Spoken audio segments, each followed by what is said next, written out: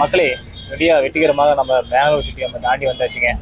கிட்டத்தட்ட 10 நிமிஷம் போனவன் 2 மணி நேரங்க அப்படியே போராடி பெங்களூர் சிட்டியை தாண்டி நம்ம போயிட்டுருக்கோம். ட்ராவல் பண்ணிட்டுருக்கோம் வெற்றிகரமாக. இப்போ வண்டி மின்னல் வேகத்தில் போக போகுது. ஸோ மின்னலில் கூட 10 நிமிஷம் சொல்லுவேன், கொஞ்சம் லேட்டாக தான் வர நினைக்கிறேங்க. ஆனால் இப்போ பஸ் வெறுதாக போயிட்டுருக்கு. வண்டி நம்ம தலையை அடித்து ஓட்டாருங்க, வேற அடித்து போயிட்டுருக்கிறாரு. கிட்டத்தட்ட ஈவினிங் டைம் கிட்டத்தட்ட ஷார்ப் ஒரு மணி ஒரு 5 மணிக்கு கிட்டத்தட்ட நம்ம அந்த கிளைமேட்லாம் பார்க்கும்போது வேலை இருக்குது பாருங்க, செமையாக இருக்குது. கிட்டத்தட்ட நம்ம ஒசூர் ரீச் ஆயிடுவோம் நினைக்கிறேன். ஒரு 3/4 மணி நேரத்தில் இல்லை 1/2 மணி நேரம் ஒசூர் ரீச் ஆயிரும் நினைக்கிறேன்.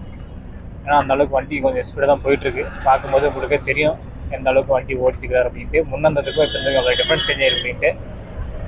நான் நினச்சிட்டு இருந்தேன், என்னடா அது இன்னும் கொஞ்சம் லேட் ஆகுது போல், பெங்களூர் சிட்டி இன்னும் தாண்டாது போல், அதாவது மணி ஒரு 6 மணி ஆகி நினைக்கலாம் அப்படின்னு நினச்சிட்டு இருந்தேன். ஆனால் பரவாயில்லைங்க, அண்ணன் நேற்று வண்டி ஓட்டிக்கிறாருங்க. ரொம்ப மக்களே, கிட்டத்தட்ட ஒசூர் போர்டு பார்த்தீங்களா, ஸ்ட்ரெயிட் ரூட்டு. இதோ பாலம் போட்டிருக்கோம் நினைக்கிறேன், மேம்பாலம். இது மேம்பாலம் கிடையாது, சாரி, மக்களை இந்த ரோடை கிராஸ் பண்ணுறதுக்காக போட்டிருக்காங்க பாருங்க. அது போடுறதால நிறையா மக்களுக்கு யூஸ்ஃபுல்லாக நினைக்கிறேன். அந்த அளவுக்கு ரோடை கிராஸ் பண்ணுறாங்க பாருங்கள், பயங்கரமாக இருக்குது. டவுன் பஸ்ஸை இப்போ வெற்றிகரமாக பார்த்துட்ருக்கோம். அதாவது ஒசூர் அதாவது கிருஷ்ணகிரியோடைய டிஸ்ட்ரிக்டோடைய வண்டி நம்ம இங்கே பார்க்குறோம். அதாவது பெங்களூருடைய பார்டரில் பார்க்கும்போது அவனுக்கு கொஞ்சம் சந்தோஷம். என்ன வச்சுக்கணும், பெங்களூர் சிட்டி இதை நான் தாண்டுமா இல்லையே அப்படின்னு நினச்சிட்டு இருந்தேன். ஏதாவது மணி ஒரு 6 மணி ஆயிரும், இல்லைனா மணி ஒரு 7 மணி அப்படின்னு நினச்சிட்டேன். ஆனால் மக்களே, நினச்சி கூட பார்க்கலைங்க, அந்த அளவுக்கு கொஞ்சம் சுறுசுறுப்பாக வண்டி அடித்து ஓட்டு வந்துட்டார். நானும் வண்டி பாருங்க, இப்போ பாடத்து மலை ஏறி போயிட்டு போகிறேன், வண்டி எரிதான் போயிட்டு நினைக்கிறேன். இன்னும் ஒசூர் பார்த்தா வியூ பாயிண்ட்லாம் பார்க்கும்போது பயங்கரமாக இருக்கும், அரத்தனம் விரித்திரமாக இருக்கும் மக்களே, செம்மையாக இருக்கும். சிப்காடு தொழில் வளாகம் ஒசூர் பகுதி பாருங்க. கிட்டத்தட்ட இந்த மாதிரி சிப்காடு நிறையா சிப்காடு தருமபுரியும் கொஞ்சம் வந்தால் நல்லா நினைக்கிறேன். ஏன்னா தருமபுரி நிறையா படிச்ச இளைஞர்கள் நிறையா பெரும்பாலும் சொல்கிறேன், அவங்க சொந்த ஊரை விட்டு மண்ணை விட்டு வெளியே மாவட்டத்துக்கு போய் வேலை செஞ்சுட்டு இருக்காங்க. அது கொஞ்சம் மாறுமானு பார்த்தீங்கன்னா சொன்னேன், கொஞ்சம் டவுட்டாக தான் இருக்கேன். நான் ஒருத்தனால சொல்லி போய் என்ன போய் மாற போகுது. மக்கள் எல்லாரும் மனசை வைக்கணும், இப்படியே போகிறாங்கன்னா எல்லாரும் சப்போர்ட் பண்ணோம். அது சப்போர்ட் பண்ணால் கண்டிப்பாக தருமபுரி சிப்காடு கண்டிப்பாக கொஞ்சம் கொண்டு வந்தால் இன்னும் கொஞ்சம் தருமபுரி சிட்டிங்கிறது இன்னும் கொஞ்சம் ஃபேமஸ் ஆகும். அங்கே உள்ள கொஞ்சம் நிறையா இளைஞர்களுக்கு கொஞ்சம் யூஸ்ஃபுல்லாக பண்ணிக்கிறேன். மேபி எனக்கு தருமபுரி சிட்டி அப்படிங்கிறது இப்போ எடுக்கிறதே நல்லதான் நினைக்கிறேன் எனக்கு தெரிஞ்சு. ஏன்னா வச்சுக்கோங்களேன், இன்னும் சிப்காடெலாம் கொண்டு வந்தால் நிறையா மக்கள் விவசாயம்லாம் பண்ண மாட்டாங்க. அப்படியே அங்கங்கே அப்படியே ரியல் எஸ்டேட் போட்டு விற்றுட்டு அப்படியே பில்டிங் கட்ட ஆரம்பிச்சிருவாங்க. பில்டிங் கட்ட வீடு வாடகை ஆரம்பிச்சிருவாங்க. இதெல்லாம் பார்த்தீங்கன்னா அங்கே உள்ள மக்களுக்கு பார்த்தீங்கன்னா விவசாயம் அப்படிங்கிறது பெருசாக பாதிக்கும் நான் நினைக்கிறேன். நீங்கள் என்ன கருத்து சொல்ல வரீங்கிறத மறக்காம சவாஸ் கமெண்ட் பண்ணுங்கள். ஏன்னா எங்கள் ஊர் அப்படிங்கிறது விவசாயத்துக்கு பேர் போன ஊர் சொல்லலாம். நாங்கள் அது விவசாயம் எங்களுடைய ஊரில் ஏன் நிறைய பேர் மக்கள் வெளியே எதுக்கு மாவட்டத்துக்கு போய் வேலை செய்கிறாங்க அப்படின்னு ரீசன் கேட்டால், தண்ணி வசதி தண்ணி வசதி இல்லைங்க. தண்ணி வசதி மட்டும் இருந்தால் நாங்கள் எங்கேயுமே போய் வேலை செய்ய மாட்டோம் அப்படின்ட்டு அங்கே உள்ள மக்கள் சில பேர் நிறையா கோரிக்கை வைக்கிறாங்க. ஆனால் இதுக்கெல்லாம் காரணம் என்ன அப்படின்னா, நிலத்தடி நீர் பிரச்சனை. இப்போ தான் நம்ம தெரியுமாச்சே, நிலத்தடி நீர் ஏன் கம்மியாக பார்த்தீங்கன்னா நிறையா மரங்கள் வெட்டுறோங்க, அதாவது நிறைய ஏரிகளை நம்ம அழிக்கிறோம்.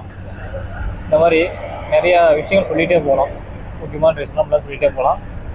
ஆனால் பெரும்பாலும் பார்த்தீங்கன்னா ஏரிகளோட நிறையா டேமுகள் கூட இனிமே தூர் வாரப்படாமல் தான் இருக்குது. நிறையா லைவ்லேயே பார்த்துருக்கேன். அந்த டேமை வச்சு தூர் வாரணும்னு சொல்லி நிறையா பணங்கள் வாங்கி சாப்பிட்ருக்காங்க. நிறையா அமைச்சர்கள் நிறையா இதாகட்டும் நிறைய பேர் வாங்கி சாப்பிட்ருக்காங்க. ஆனால் அந்த டேம் பார்த்தீங்கன்னா எந்த ஒரு இம்ப்ரூவ்மெண்ட்டும் ஆனது கிடையாது. ஆனால் அந்த டேம்லாம் கொஞ்சம் மிகப்பெரிய கொஞ்சம் தூர்வாரி நிறையா விஷயங்கள் பண்ணால் அந்த டேமில் நிறையா மக்கள் வாழ்கிறதுக்கும் பயன் பெறும். இன்னும் சரி யாரும் யோசிக்கிறதில்ல, என்ன பண்ணுறது எல்லாம் லஞ்சத்துக்கு முன்னாடியே மக்கள் போயிட்டுருக்காங்க. இன்றைக்கி இந்த லஞ்சங்கள்லாம் ஒழிக்கப்படுது, சட்டங்கள் திருத்தப்படுதோ அன்றைக்கி கொஞ்சம் நாடு நல்லா நினைக்கிறேன். அது இப்போதைக்கு முடியாது, கண்டிப்பாக அடுத்த ஜென்ரேஷனும் கண்டிப்பாக அதுக்கும் வாய்ப்பு இல்லை. சும்மா பெங்களூர் வரும்போது கூட பஸ்ஸு சும்மா ஸ்லோ தான் போச்சு. சும்மா எங்கே ஓடுறாயா பஸ்ஸுக்காரன், வெறித்தனமாக ஓட்டுறாங்க அப்படியே சும்மா பஸ்ஸு அந்த அளவுக்கு. ஒரு முன்னாடி போச்சு இந்த வண்டி, அதை அடித்து ஓவர்டேக் மீதிட்டு நம்ம வண்டி போகுது அப்படி தாறு மாறாக போயிட்டுருக்கேன். இதாங்க நான் எதிர்பார்த்தேன். இது மொதல் கிட்டத்தட்ட பேனஸ் சிட்டி மாதிரி தெரியுது. அங்கே ஒரு வீடுலாம் பாருங்கள் எந்த அளவுக்கு பாருங்கள். இங்கெல்லாம் ஒரு மலைகள்லாம் பார்க்கணுன்னா கண்டிப்பாக பார்க்க முடியாது நினைக்கிறேன். அது மாதிரி ஃபாரஸ்ட் கடையில் அந்த மூட்டை வர அப்படி சாஞ்சு போயிருக்கு. இல்லை அது மூட்டையை அப்படியே வச்சுட்டு போயிருக்காரு தெரில. பூரா கண்ணு கட்டின வரைக்கும் பூரா அங்கங்கே ஓடுதாங்க மக்களே, பயங்கரமாக தெரியுது. இந்த ஈவினிங் டைமில் கொஞ்சம் ட்ராவல் பண்ணும் போது கொஞ்சம் செம்மையாக இருக்குது. ஏன்னா நம்ம மதிய நேரத்தில் 1 மணிக்கு 2 மணிக்கு நம்ம ட்ராவல் பண்ணுவோம் அப்படின்னா வச்சுக்கோங்க, அந்த அனல் காது அப்படியே குப்புன்னு அடிக்கும், நம்ம ட்ராவலே பண்ண முடியாது.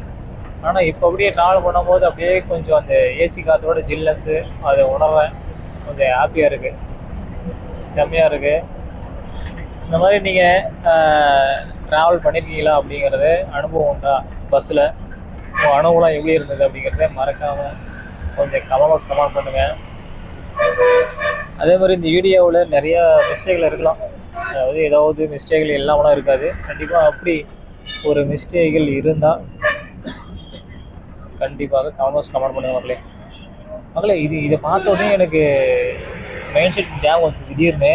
என்ன வச்சுக்கோங்க, என்னடா இது ஒரு பெங்களூர் ஒன்றும் பஸ்ஸு தானே அப்படின்னு பார்த்தா பஸ்ஸு விட்டுருக்காங்க. கிட்டத்தட்ட பெங்களூர் பஸ் மாதிரி பாருங்கள், அரசு போக்குவரத்து கழகம் சேலம், அதாவது அரசு தமிழ்நாடு காணோம்.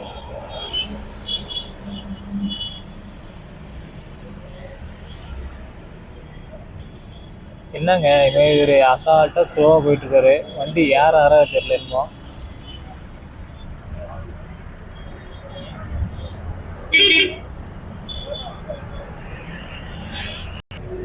இங்கே ஒருத்தர் வந்து ஏறினாரு, என்ன பண்ணாரோ தெரில. நான் தான் சொல்லுவேன், கிட்டத்தட்ட 1/4 மணி நேரத்துக்கு மேலே பஸ் அப்படி நிச்சிருச்சு பாருங்க. இந்நேரம் பார்த்துல பஸ் போயிருக்கோம். இவர் ஓட்டின வேகத்தில் நேரம் ஒசூர் வந்து கிராஸ் ஆகி நினைக்கிறேன். அந்த அளவுக்கு வண்டி பயங்கரமாக ஓட்டிட்டாரு. மக்களை பாருங்க எந்த அளவுக்கு பாருங்க, கீழே பாருங்க டிராஃபிக் ஜாம் பாருங்க. கிட்டத்தட்ட ஒசூர் மக்களை ஒசூர் வந்துட்டோம் பாருங்க, எவ்வளோ மக்கள் பாருங்க எந்த அளவுக்கு இருக்கிறாங்க பாருங்க. ஒரு மார்க்கெட்டு, பூ மார்க்கெட்டு பார்க்கும் போது பாருங்க அந்த அளவுக்கு நிறைஞ்சிருக்காங்க பாருங்க ஜனங்க பாருங்க.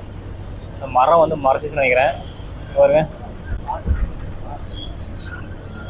பயங்கரமா இருக்கு பாருங்க ஒசூர் பூ மார்க்கெட்டுங்க. அந்த அளவுக்கு பார்த்தீங்கன்னா கீழே அந்த பக்கம் ரைஸ் இல்லை, அந்த பக்கம் ஒசூர் பஸ் ஸ்டாண்டு. ஆனால் நம்ம தலைவர் பார்த்தீங்கன்னா வெறித்தனமாக அடித்து ஓட்டுறாரு வண்டி. ஒசூர் தாண்டிட்டு நம்ம கிட்டதான் வண்டி பார்த்தீங்கன்னா இப்போ ஒசூர் தாண்டி போயிட்டுருக்கு பாருங்க. பல்சர் பாருங்க எந்த நேரத்தில் போயிட்டுருக்கு பாருங்க, நல்லா ஏற்கனவே வண்டி ஓட்டுக்கார மக்களே. ஒசூர் கூட ஓரளவுக்கு வந்து சிட்டி வந்து பெருசாகிடுச்சுன்னு சொல்லலாம். ஏன்னா அங்கே தான் தொழில் ஃபேக்ட்ரிகள், அது பக்கமே வந்து ஒட்டி இருக்கும் பெங்களூரு. எட்டி பிடிச்ச மாதிரி வந்து நிறைய மக்கள் வந்து ஒசூருக்கும் ட்ராவல் பண்ணுறாங்க, பெங்களூருக்கும் ட்ராவல் பண்ணுறாங்க. அதனால் உள்ள பார்த்தோன்னு சொன்னால் எங்கேயும் நிறையா வேலை வாய்ப்புலாம் இருக்குது. நிறையா மக்களும் ஒசூர்லேயே வந்து ஸ்டே பண்ணிட்டு இருக்கிறாங்க.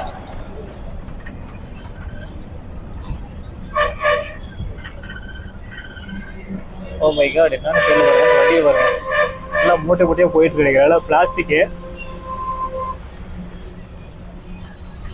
ஓ மை காட், என்னங்க அப்படி பஸ் எந்த அளவுக்கு போட்டுறாரு டிரைவரு, அது ஓட்டியே போயிட்டு இருக்கிறாரு.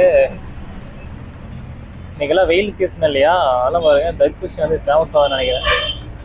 இன்னும் ஒரு மழை பெய்கிற வரைக்கும் இந்த அளவுக்கு தர்பூசணியே ஃபேமஸ் சொல்லலாம். தாய் கிழவி மூவி பாருங்க, பிக்சர் அப்படியே ராதி அப்படியே படுத்துட்டு சிகரெட் ஊற்றிட்டு இருக்கிறாங்க நினைக்கிறேன். கிருஷ்ணகிரி ஸ்ட்ரெயிட் ரூட்டு ராயக்கோட்டைக்கு வந்து ரைட் சைடு ஏற மாதிரி போட்டிருக்காங்க. நம்ம நேராக சைடாக போகணும்னு நினைக்கிறேன். எனக்கு தெரிஞ்சு பார்த்தா சொல்லுவேன், தருமபுரிக்கு ஒரு மணி இப்போயே வந்து 6:30க்கு ரீச் ஆயிரும் நினைக்கிறேன். 6 மணிக்கு இல்லை 7 மணிக்கு ரீச் ஆயிரும் நினைக்கிறேன். அங்கே பாருங்கள் இப்படி ஜாலியாக இயற்கை நோட்டு ஆழ்மிச்சு உட்காந்துக்கிறாங்க பாருங்கள் மக்கள் நிறைய பேர். அசுத்தம் செய்கிறார்கள் வண்டிகளாக. நெக்ஸ்ட்டு வந்து அசுத்தம் செய்கிறாங்க பாருங்கள். ஆப்போசிட்டாக வண்டி ஓடிக்க வராங்க. எதுக்கு ஆப்போசிட்டாக வண்டி ஓடிக்க வராங்கன்னு தெரியல. இந்த ரோட்டில் நிறைய பழக்கடையை பார்த்துருக்கேன். ஆனால் இந்த பழக்கடைலாம் பார்த்தீங்கன்னு சொல்லுவாங்க வாங்குறது கொஞ்சம் இதுதாங்க. என்னன்னா பூரா மண் ஜஸ்ட் ஃபுல்லாக அழிவு வண்டிக்கும். அந்த நமக்கு அந்த ஜஸ்ட் அப்படி தெரியாது. பாருங்க போலீஸ் பார்த்தீங்கன்னா இல்லையா, இந்த வண்டி ஏன் இப்படி போகுது, ராயக்கோட்டை வழியாக போயிட்டு இருக்குன்னு தெரியல மக்களே. இனிமேல் கிருஷ்ணகிரி போகல நினைக்கிறேன். நீங்கள் பார்த்தா நம்ம ஏறும்போது ஸ்ட்ரெயிட்டாக போயிட்டு இருந்தது கிருஷ்ணகிரிக்கு.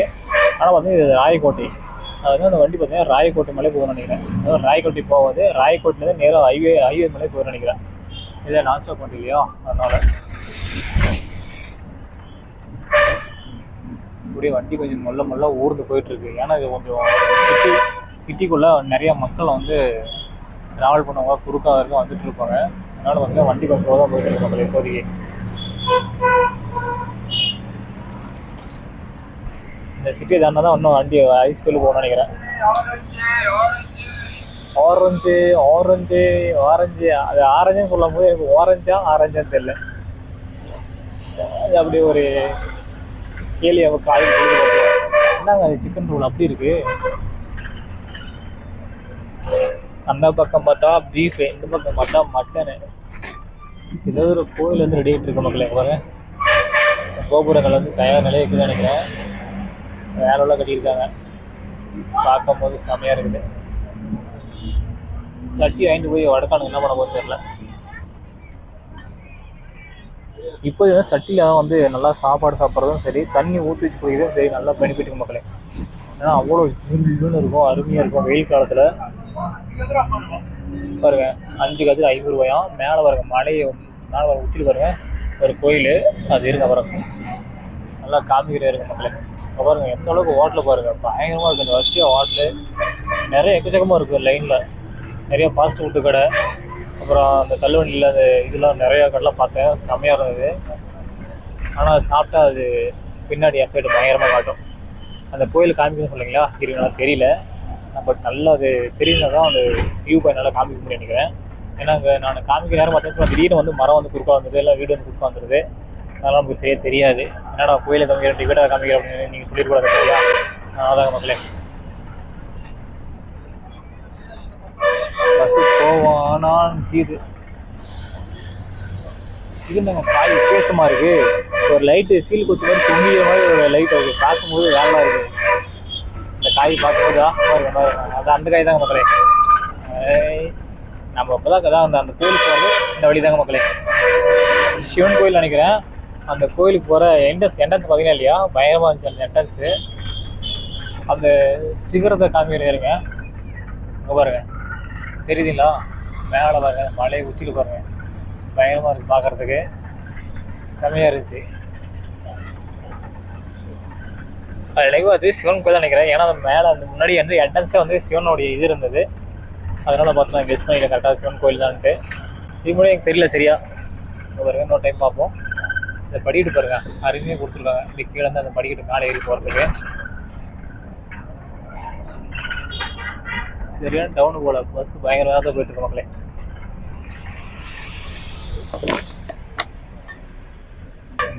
மக்களே இந்த ரூட் எங்கே தெரியல பாருங்க, ஸ்ட்ரைட்டாக கிருஷ்ணகிரி, வேலூர், திருவண்ணாமலை, சென்னைங்க.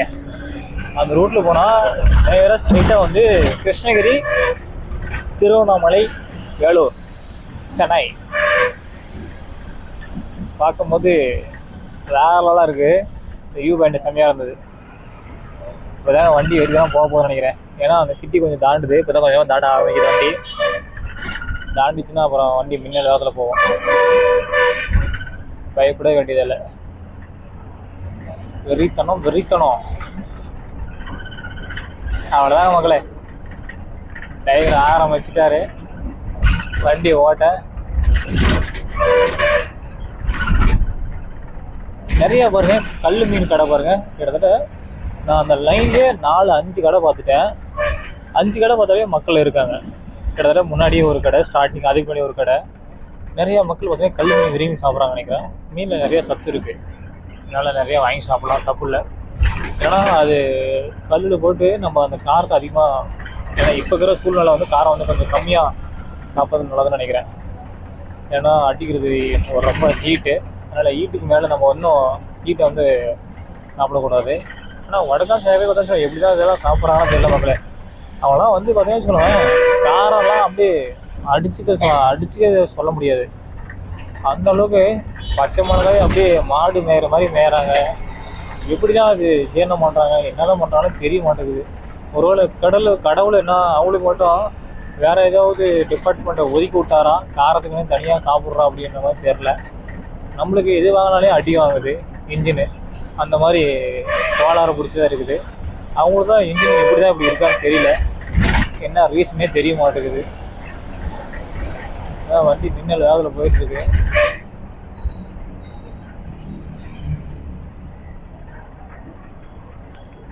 புதிய அரசு மாவட்ட தலைமை அலுவலகமா?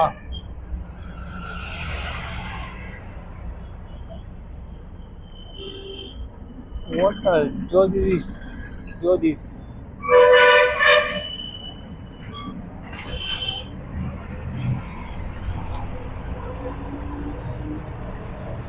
இது என்ன ஊர்னு பார்க்குறாருங்க. இது 10 வருஷம் என்ன ஊர்னா காராப்பள்ளி போர்டு போட்டுருக்காங்களா. இந்த ஊர் பேர் வந்து காராப்பள்ளி.